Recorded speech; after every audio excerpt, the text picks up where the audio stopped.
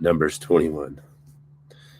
When the Canaanite, the king of Arad, who lived in the Negev, heard that Israel was coming by the way of Atharim, then he fought against Israel and took some of them captive. So Israel made a vow to the Lord and said, "If thou wilt indeed deliver this people into my hand, then I will utterly destroy their cities." And the Lord heard the voice of Israel and delivered up the Canaanites, and then they utterly destroyed them and their cities. Thus the name of the place was called Hormah.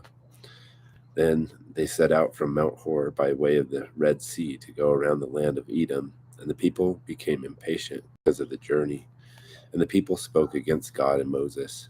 "Why have you brought us up out of Egypt to die in the wilderness? For there is no food and no water, and we loathe this miserable food." And the Lord sent fiery serpents among the people, and they bit people, so that many people in Israel died. So the people came to Moses and said, "We have sinned because we have spoken against the Lord and you. Intercede with the Lord, that he may remove the serpents from us." And Moses interceded for the people. Then the Lord said to Moses, "Make a fiery serpent and set it on a standard. And it shall come about that everyone who is bitten, when he looks at it, he shall live." Then Moses made a bronze serpent and set it on a standard. And it came about that if a serpent bit any man, when he looked to the bronze serpent, he lived. Now the sons of Israel moved out and camped in Oboth. And they journeyed from Oboth and camped at Irebarium in the wilderness, which is opposite Moab to the east. From there they set out and camped in Wadi Zered. From there they journeyed and camped on the other side of Arnon, which is in the wilderness that comes out of the border of the Amorites. For the Arnon is the border of Moab, between Moab and the Amorites. Therefore it is said that the book of the wars of the Lord, Wahab and Suphah, and the wadis of the Arnon, and the slope of the wadis that extends to the side of Ar and leans to the border of Moab. And from there they continued to Beer. This is the well where the Lord said to Moses, "Assemble the people that I may give them water." Then Israel sang this song: "Spring up, O well, sing to it. The well which the leaders sank, which the nobles of the people dug, with the scepter and their staffs." And from the wilderness they continued to Mattanah, and from Mattanah to Nathaliel, and from Nathaliel to Bamoth, and from Bamoth to the valley that is in the land of Moab, at the top of Pisgah, which overlooks the wasteland. Then Israel sent messengers to Sihon, king of the Amorites, saying, "Let me pass through your land. We will not take off into the field or vineyard.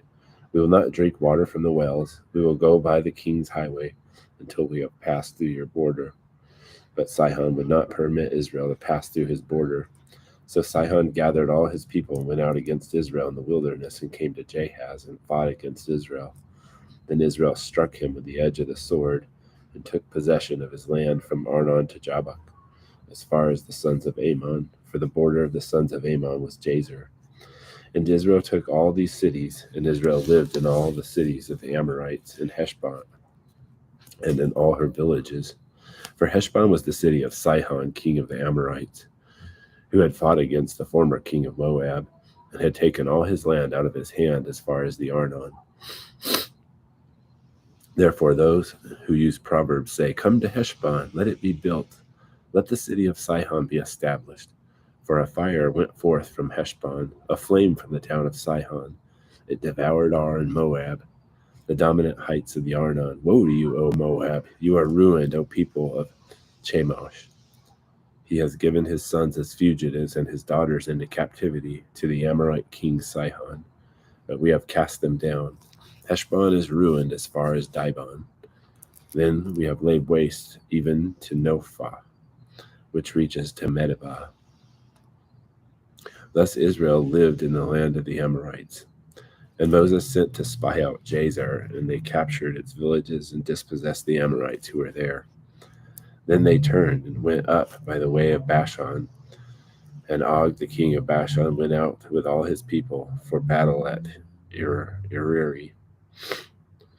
But the Lord said to Moses, "Do not fear him, for I have given him into your hand, and all his people and all his land. And you shall do to him as you did to Sihon, king of the Amorites, who lived at Heshbon." So they killed him and his sons and all his people, until there was no remnant left of him, and they possessed his land.